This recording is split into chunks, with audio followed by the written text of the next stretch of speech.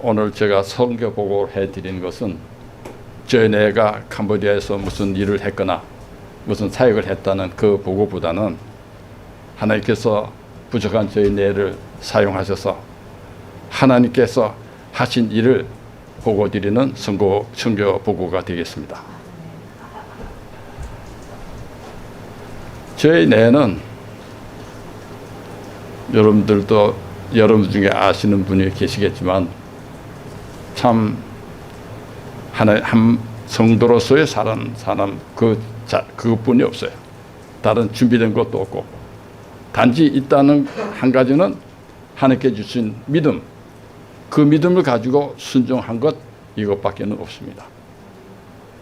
제가 미국에는 1982년에 들어왔고 저희 아내가 이미 다니고 있던 김만우 목사님이 심호하시는 제1장로교회 그때부터 다니기 시작했습니다. 9월 어느 주간인지 목사님께서 주일 말씀을 증거하시는 그 말씀 속에 성령께서 역사하셨습니다. 그래서 제가 17세에 세례를 받고 23년 동안 방황하는 그때에 그 말씀의 능력으로 저를 변화시켜서 큰 믿음을 주실 뿐만 아니라 구원의 확신을 주셨어요. 구원의 확신 받은 그때부터 저의 미국의 삶이 교회 중심, 예배 중심의 삶이 되었습니다.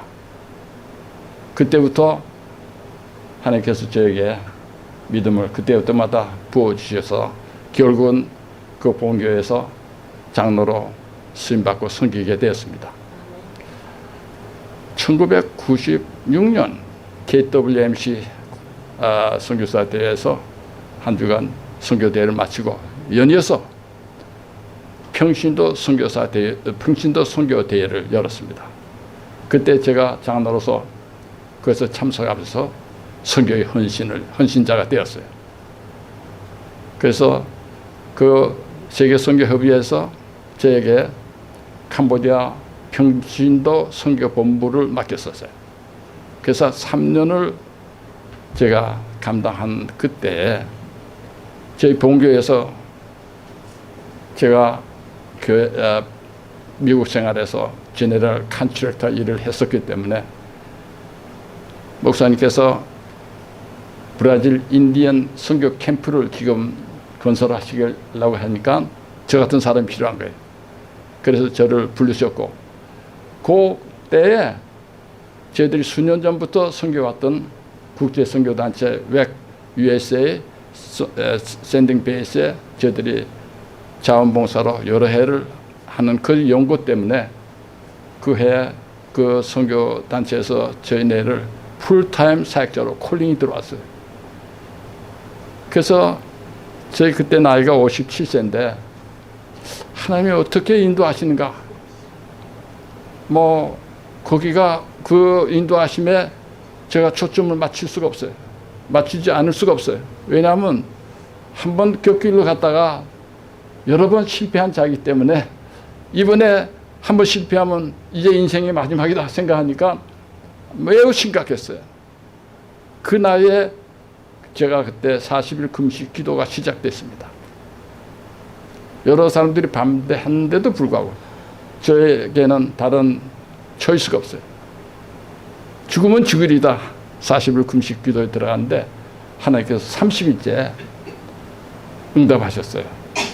응답하실 때 웩 인터내셔널로 저희들을 부르시는 응답을 받았어요. 그래서 저희들이 웩 선교사가 되었고 그리고 1999년 8월에 고신청에 평신도 선교사 파송을 받고 웩 파송을 받고 저희들이 1999년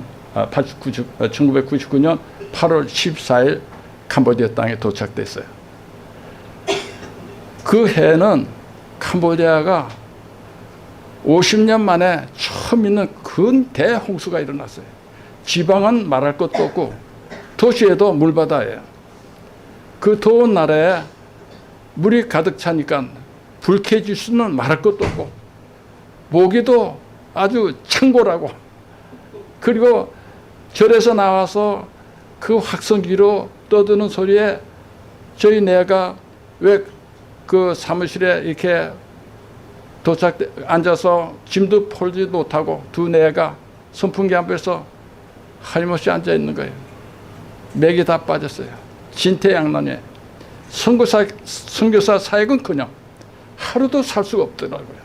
그런데 돌아갈 수도 없고 옆 나라에 갈 수도 없고 살 수도 없고 진퇴양난이에요. 그런데 그때 제가 갑자기 무슨 생각이 들었어요. 저들 옛날 노인들이 어버이들이 대책 마루 나가서 앉아 계시면 자녀들이 그 어머니 아버지 앞에 와서 어머니 아버지 저 다녀오겠습니다. 오냐 잘 다녀와라 조심해라. 그 말씀 그런 광경을 생각이 들 그 순간에 아 내가 믿는 하나님 아버지도 창조주시잖아. 그럼 매일 하루를 열어 가시는데 내가 하나님께 그렇게 예배를 드리면 하나님께서 연락하시고 말씀을 주시지 않겠느냐. 근데 그런 말씀 일반적인 이 성경에 기록된 우리가 읽는 그런 말씀이 아니라 그 하나님의 비밀, 하나님 능력, 하나님 세계에 통달하시는 그 하나님이 말씀을 주시면 그 말씀으로 하루하루 살아가겠다는 그런 믿음이 생겼어요. 그런데 그 이튿날 15일 날 새벽에 이제 제 믿음에 따라서 예배를 드리는데 그럼 몇 시에 예배를 드리겠느냐. 그래서 제가 아내 보고 우리 4시에 드립시다. 저 아내가 왜 하필이면 4시냐. 잠이 깊이 들 때 왜 4시냐. 우리 장로교에서는 6시에 예배를 드렸는데 왜 4시냐. 근데 제가 왠지 고집 부려서 4시로 예배를 드렸어요. 나중에서 그게 하나님 세우신 시간대라는 것을 알게 됐고 그래서 감사하게 됐는데요. 예배를 드리고 시작해서 한 달을 그 사무실에 지내다가 한 달 이후에 이제 푸놈펜에 나가서 이제 집을 구해서 렌트를 얻었습니다. 그 렌트 얻은 집에 제가 간판 붙이기를 주님의 제자의 집 크메르 말로 간판을 붙였어요. 왜냐하면 제가 선교사로 올 때 먼저 사람을 키워야 되겠다. 복음을 전하기 전에 저는 복음을 전하면서 사람을 세워야 되겠다 해서 주님의 제자 집으로 세웠습니다.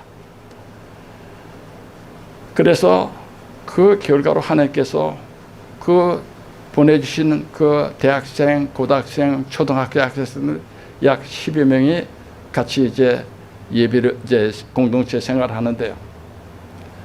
그때 제가 왜 4시에 하나님께서 예배를 드리도록 고집을 부리게 하셨는가 하는 것을 확인하게 됐어요. 왜냐하면 제 내가 한국말로 4시부터 6시, 5시, 1시간. 그리고 우리 그 학생들을 데리고 이제 예배를 드리는데 예배 5시, 6시에 예배를 드려야만 돼요. 왜냐하면 캄보디아 땅은 새벽 문화가 돼서 벌써 7시면 벌써 학교 다 들어가고 일 다 하고 하니까 4시에 예배 드리지 않으면 우리가 새벽 예배를 드릴 시간대가 안 되는 거예요. 그래서 오전에 새벽에 새벽 예배를 드리고 또 학교 학생들 다 마치면 7시 반에 이제 저녁 예배를 드리도록 하고 잠을 자는 거예요. 왜 이렇게 제가 예배에 치중하게 됐는가 하면 제자 훈련을 어떻게 하는가? 제가 제자 훈련도 해보지도 않았고 제자 훈련의 노하우도 모르고 교재도 없어요. 그런데 제자 훈련을 강력하게 인도하시는 거예요. 그래서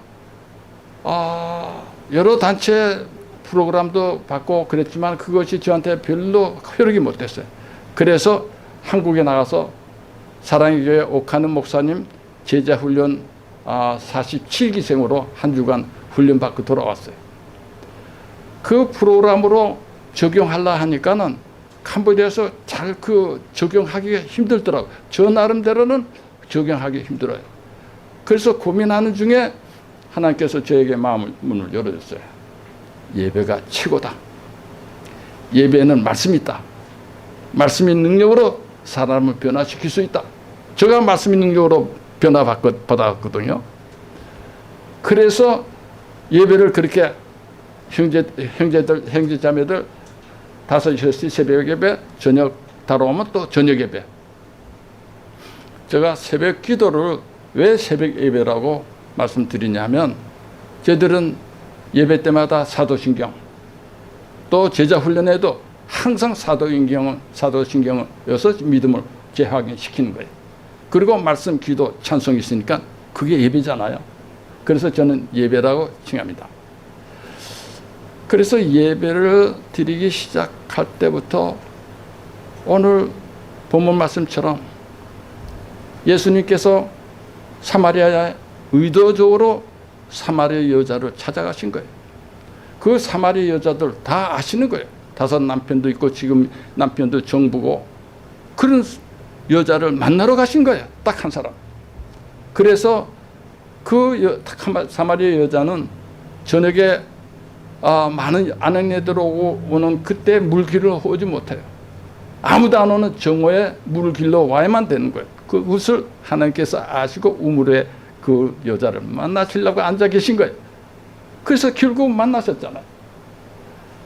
그래서 오늘 본문 말씀 이전에는 예수님을 그 여자에게 소개하시기를, 나는 영원토록 목마르지 않은 생명수다. 예수님을 소개했습니다. 갑자기 16절에 남편을 불러오라고 그런 거예요. 아시면서도 불러오라고 그런 거예요. 그 여자는 이실직고하고 그대로 대답했어요. 그것은 선지자로 알게 하신 것보다는 이 땅에 살면서 여러 남편보다는 예수님이 그의 영적인 남편인 것을 보여주는 것으로 저희들은 깨닫게 된 거예요. 그때 그 사마리아 여자가 그 예수님을 이제 메시아로 믿게 됐어요. 첫 번째 단계입니다. 그러면서 그 여자가 예수님께 예배는 어떻게 드려야 됩니까? 오늘 본문 말씀대로 이 산에서도 말고 예루살렘도 말고 하나님께 예배를 드리는데 23절, 24절이 오늘 저희들에게도 귀한 말씀이 되어서 영과 진리로 예배 드려야만 된다는 것을 말씀하셨어요. 그때서야 비로소 그 사마리아 여자는 예수님을 메시아로 믿은 거예요. 그때부터 이 여인은 물동이를 내려놓고 자신을 부인하는 거예요. 그리고 자기 말로 복음을 주는 거 하는 거예요. 그 여자의 신분이 어떻습니까? 그 마을 사람들하고 어울리지도 못하는 미천한 신분이에요. 그럼에도 불구하고 예수님을 만나니까 강한 믿음이 생기는 거예요. 그럼에도 불구하고 가서 복음을 자기 동네에서 예수님을 소개한 거예요. 그 복음의 능력이 결국 그 여인으로 말미암아서 그 마을에 복음화를 이루어드린 거예요. 그 요한복음 말씀이 저희 사회에도 그대로 적용됐어요. 저희 내가 미천하고 고린도전서 1장 27절 29절 말씀처럼 저희들은 도무지 사람 앞에서도 하나님 앞에서 쓸 수 없는 미천한 저희 내를 결국은 캄보디아 선교사로 불러주시잖아요. 그러니까 요한복음 그 말씀이 저희 말씀이 된 거예요. 그래서 그때부터 그 깨달은 때부터 23절 24절 영과 진리로 예배 드려지면 하나님 찾으시고 우리는 그 하나님을 만나게 되고 그 하나님과 동행하는 삶을 사는 거예요.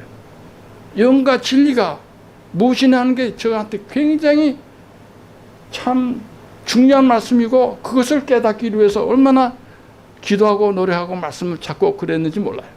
그 결과로 제가 영과 진리로 예배 드려진 그 하나님의 비결을 알게 된 거예요.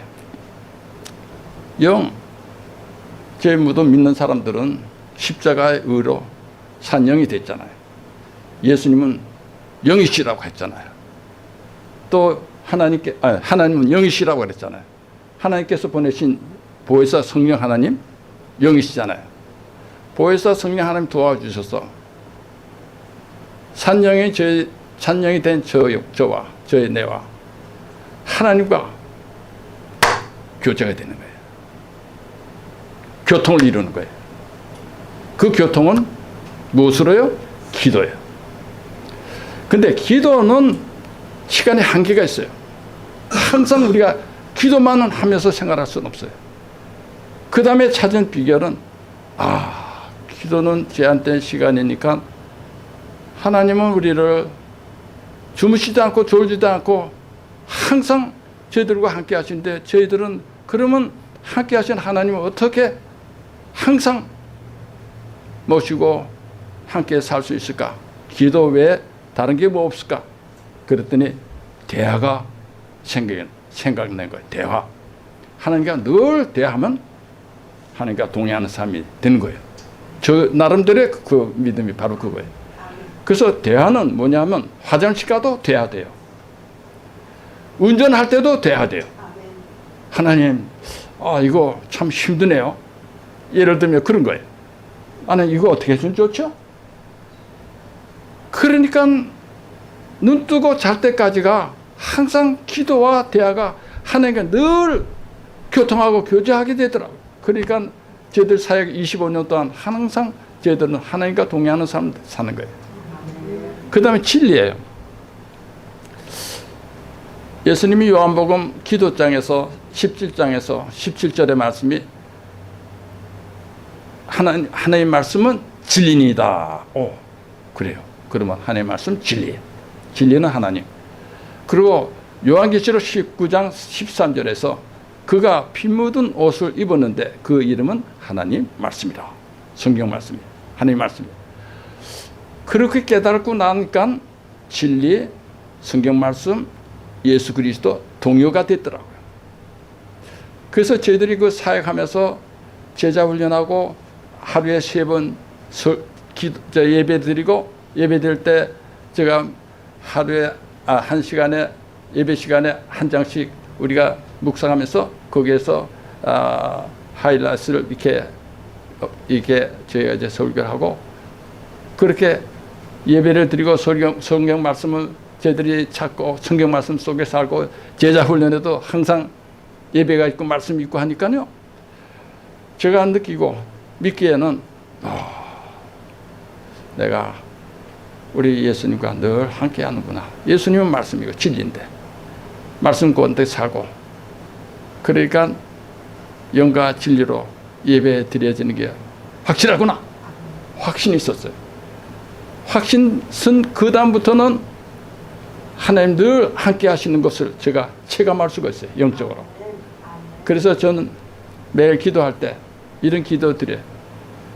저를 불쌍히 여기사 불꽃 같은 눈으로 살피시고 눈동자와 지켜주시고 세밀하게 인도하신 하나님 아버지.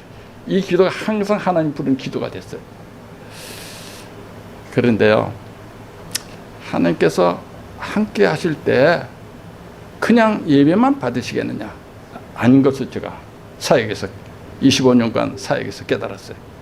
하나님의 능력이 나타나더라고요. 하나님의 능력이 나타나서 하나님 능력이 어떻게 나타나냐면 너무 광범위하잖아요. 하나님 능력 우주 만물을 창조하시고 모든 창조하신 그 하나님 능력이 저에게 적용될 때에 어떻게 적용되느냐 하면요. 제가 캄보디아 선교사잖아요. 캄보디아 말을 해야 되잖아요. 선교사가 선교 일을 하는데 그 나라 언어를 모르면 선교는 안 되는 거예요. 언어가 자기 언어가 돼야 돼요. 그런데 캄보디아 언어는요. 그들이 자부하기를 세상 어느 언어보다 제일 어려운 언어다. 힘든 언어다. 실제로 그래요. 알파벳 숫자가 제가 가만히 생각해 보니까 변하는 모음까지 다 합하면 107개가 돼요. 저 나이 그때 57세. 외국에서도 45세 이상은 외국 선교사를 안 받아줘요. 왜냐하면 언어 능력이 떨어지기 때문에 그래요. 그런데도 불구하고 하나님께서 세워주셨고 그리고 보내주시고 인도하신 그 하나님의 능력이 저로 하여금 캄보디아 언어를 넘어서게 하셨어요. 캄보디아 언어를 그냥 저의 언어처럼 사용하게 해주셨어요. 6개월 동안 푸놈펜 대학 언어학교에서 크메르어를 배울 때요. 그 클래스메이트에 25명의 외국인들이 있었는데 제가 제일 나이가 많아요. 보통 30대, 40대가 평균인데 저는 60대를 바라보는 그런 나이에 했는데요. 제가 이렇게 말씀드리면 좀 신비적일 것 같고 그런데 사실이기 때문에 말씀드리는 거예요. 6개월 학기 동안에 모든 주마다 시험이 있는데 시험지에 빨간 글씨로 숫자를 써주는데 100이라는 숫자를 써요. 근데 6개월 다 마칠 때까지도 그 시험지는 똑같아요. 성경에서 역사하신 거예요. 하나님 능력으로 캄보디아 언어를 그 장벽을 넘어서게 하신 거예요. 그런데요, 저 아내가 이제 선교사 준비를 할 때 수공예를 준비했어요. 십자수라든지 여자들이 하는 그런 이 페이퍼웍이라든지 이런 것 준비를 다 했어요. 그래서 제가 언어를 배우는데 보통 단체에서는 2년을 풀타임으로 언어를 배우게 하고 그리고 세 번째 해는 반은 언어, 반은 사역 이렇게 언어에 치중했는데 저는 캄보디아 필드로 갈 때 컨스트럭션 슈퍼바이저 임무를 받았거든요. 제가 그런 분야에 있었기 때문에 그래서 그 캄보디아 선교 초기 단계에 건축하고 이런 일에 너무 급하기 때문에 저에게는 2년 언어의 저거를 안 주셨어요. 1년 6개월 할 때 제가 이 리더 그룹에게 나도 좀 언어 하게 해달라. 그러니까 나머지 6개월을 제가 언어를 해서 언어를 기회를 줘서 저 6개월만 배웠거든요. 그리고 3년 차가 됐어요. 하나님께서 강력하게 드라이브 하시는데 왜 어떻게 해서 그렇게 3년 차에 유수 그룹을 세우라고 하시는지는 제가 기억이 없어요. 잘 모르겠는데요. 하여튼 3년 차에 저희 그 사는 저희 렌트집에서 유수 그룹을 시작했어요. 그때만 해도 이 캄보디아 고등학교는 오전 수업밖에 안 해요. 왜냐하면 대학이 캄보디아 푸놈펜 대학 하나밖에 없어요. 왜냐하면 캄보디아 정부에서 캄보디아 정부의 요인을 한 30-40명 매년 30-40명만 차출하면 되는 거예요.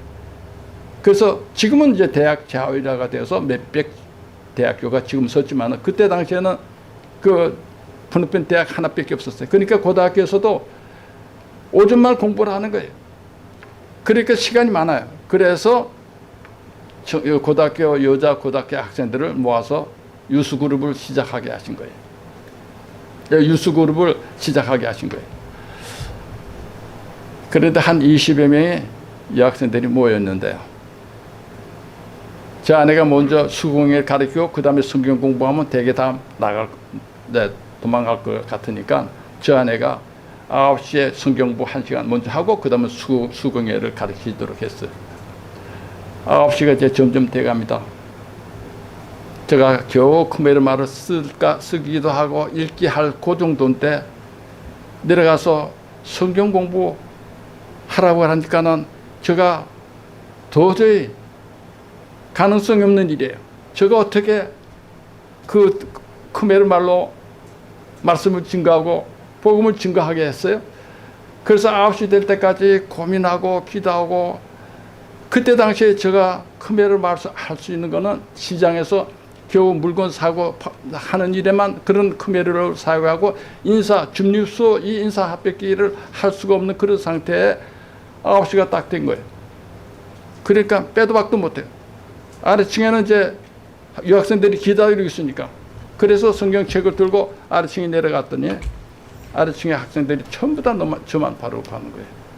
그래서 성경 말씀은 펴놓고 교재는 펴놓고 할 수 없이 섰으니까 뭐라고 얘기해야 돼요. 인사해야 되잖아요. 그래서 크메르로 좀 쉬어 이렇게 인사하고 나와서 끝나고 나서 가만히 보니까 제가 1시간 내내 크메르 말로 떠들었더라고요. 그런데 크메르 말로 떠들었는데 제가 이제 준비된 말씀이 이제 원시 복음인데 제가 이제 십자가를 할 때 이렇게 제스처를 치고 이렇게 했는 게 기억이 나요. 그랬더니 그 학생들 얼굴에 무슨 반응이 있더라고요. 내가 크메르 말을 했네? 그게 느껴져요. 그 이후로 그 여고생 중에 믿는 여고생들이 일어나고 믿는 여고생 가운데 주일학교 교사로 헌신된 주일학교 헌신된 자가 2명이나 나왔어요. 이것을 본 우리 캄보디아 웩필드에서 리더들이 이상한 거예요. 이 3년째 된 저희 내를 저 이름이 키고 안에 페이트인데 키 페이트가 3년 차에 유스그룹을 시작했는데 여고생들이 믿는 여고생들이 일어나고 또 주일학교 교사 헌신자가 나왔대. 10명가 있었대. 저들이 필드 리더들이 그룹이 이해를 못하니까 이 웩은 그 리저널 디렉터가 있어요. 동남아시아를 통과하는 리저널 디렉터 마이크 트와인한테 이메일을 보냈어요. 키앤페이트가 3년차 유스그룹을 세는데 이렇게 10명이 나타났다. 그러니까 마이크 트와트가 난 도저히 믿지 못해. 그래서 그분이 방콕에서 푸놈펜으로 와가지고 9시 저희 성경공부안에 참석한 거예요. 끝나고 와서 티타임을 하는데 헤이 키, 너 메시지에 크메르 말이 펄펙이다. 왜냐하면 내가 태국에 25년 사역했는데 태국어는 캄보디아에서 언어가 왔기 때문에 캄보디아 언어 중요한 단어들은 내가 다 안다. 너 성경 공부 메시지, 크메르 메시지는 펄펙이다. 그렇게 증거하고 떠났어요. 하나님 역사에. 영과 진리로 예배드리는 자를 만나시고 함께 하시고 하실 때 하나님의 능력이 첫 번째 나타난 것이 언어 해결을 해 주셨어요. 기적이에요. 저는 항상 그것을 기적으로 생각해요. 지금도 캄보디아 언어로 기도하고 같이 제자 훈련하고 예배드리고 말씀 증거하곤 하지만은요, 하나님의 능력이에요. 그 결과로 2002년에 주일학교를 따베말에서 주일학교를 세우고 결국은 그 가정교회를 세웠어요. 가정교회를 세우게 됐는데 그 과정은 다 이 시간에 다 말씀드릴 수가 없고 가정교회를 세웠는데 그 대나무 집에 올라가서 2층에서 가정교회를 세우는데 한 주일날은 제가 이렇게 마당을 보면서 누가 오는가 하고 기다리고 있는 중에 어떤 아주머니가 저를 찾아왔어요. 크메르 말로 저 할아버지를 록다라 부르거든요. 록다, 나 25불 도와줘. 왜요? 내 발을 잘라야 되는데 병원에서 25불을 달라고 그래요.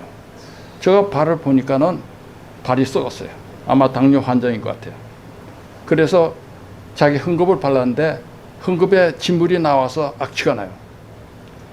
제가 가만히 보니까 저는 도저히 그 썩은 발을 붙들고 낫게 해달라고 기도를 할 믿음이 없었어요. 아니 썩은 발을 어떻게 생발로 낫게 되겠느냐. 저의 믿음은 그게 안 통해요. 그래서 그 아주머니한테 통상적인 말로 아주머니 예수 믿으세요. 예수 믿으시면 그 발을 고쳐주실 겁니다. 그리고 보냈어요. 그리고 집으로 돌아왔는데요. 제가 선교사 양심이 가책되는 거야. 네가 선교사냐? 그것도 기도 못하고 영혼 구원하겠느냐?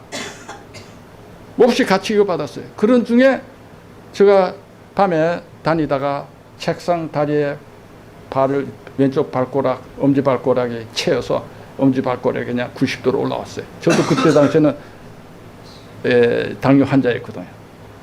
겁이 나는 거예요. 당뇨 환자는 발가락 다치면 낫지 않는 거 알잖아요.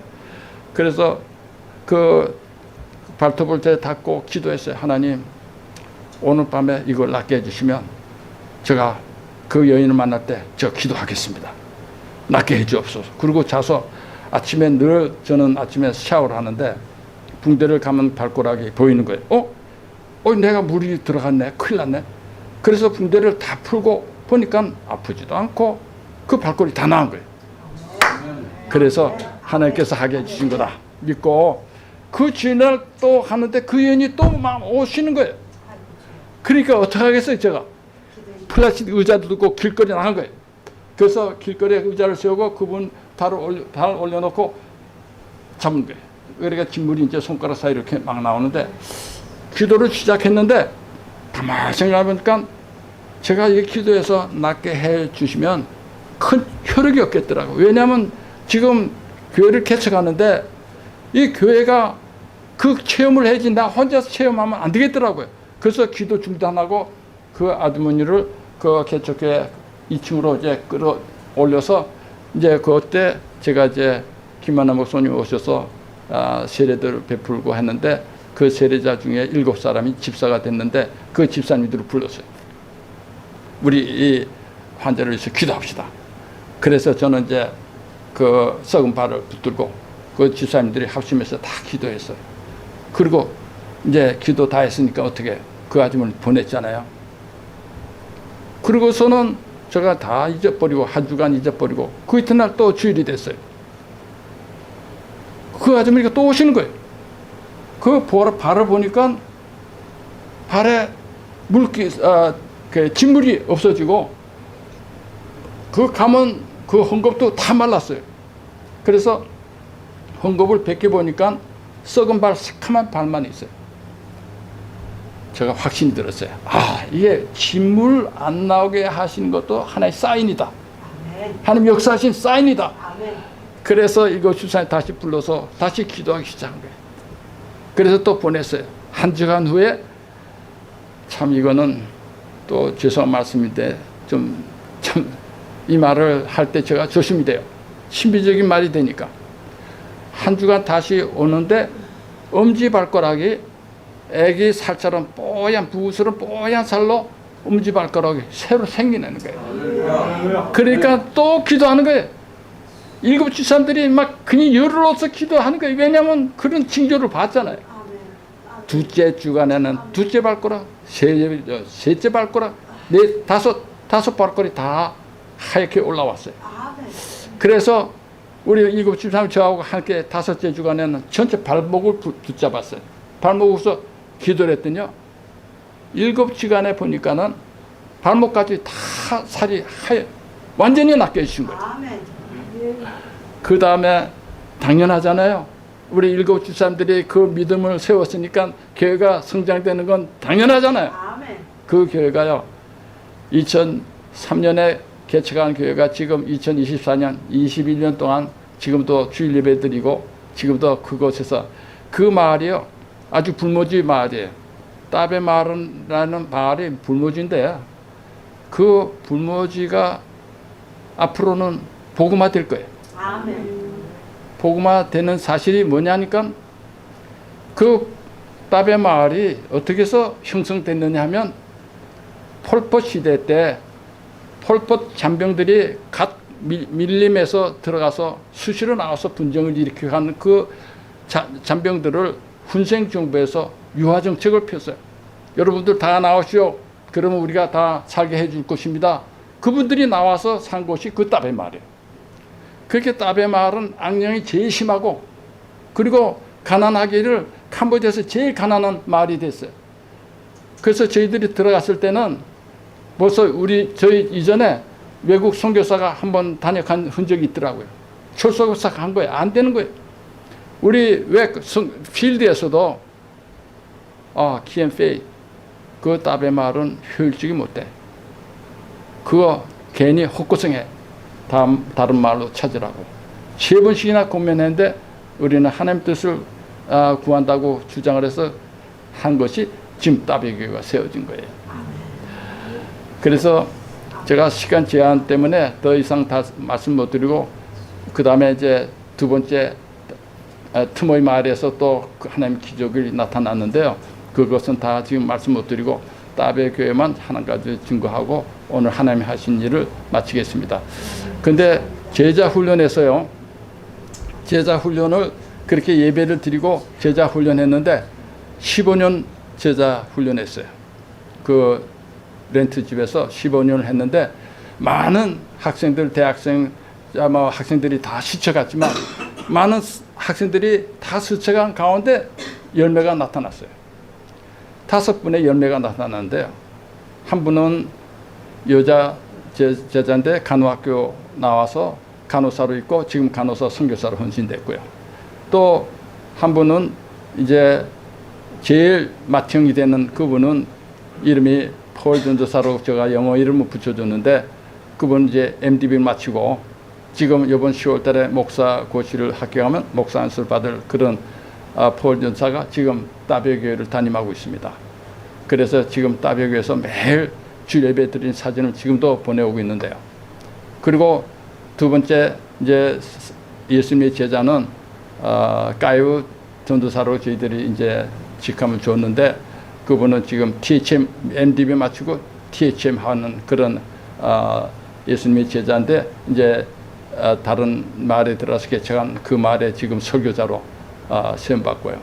그래서 또 피러 전도사라고 뻔빠냐 현지 이름은 그런데 이분은 제 아내가 초등학교 4학년 때부터 음악을 피아노를 가르치기 시작하고 그리고 피아노 학원을 보내서 지금은 그 장로교 신학교에 처치 뮤직 4년째 학부를 마치고 그것도 그분도 학부 MDB 마치고 지금 음악 석사 MA 지금 수학 중입니다. 이렇게 해서 열매를 맺혀서요. 그분들이 각각 교회를 지금 맡아서 지금 교회를 세워나가고 있습니다. 이것이 제가 하나님 저희들과 함께 하시고 저희들은 하나님께 영과 진리로 예배드려진 결과로 하나님께서 역사하시는 하나님 선교 캄보디아 선교 보고가 되겠습니다. 감사합니다.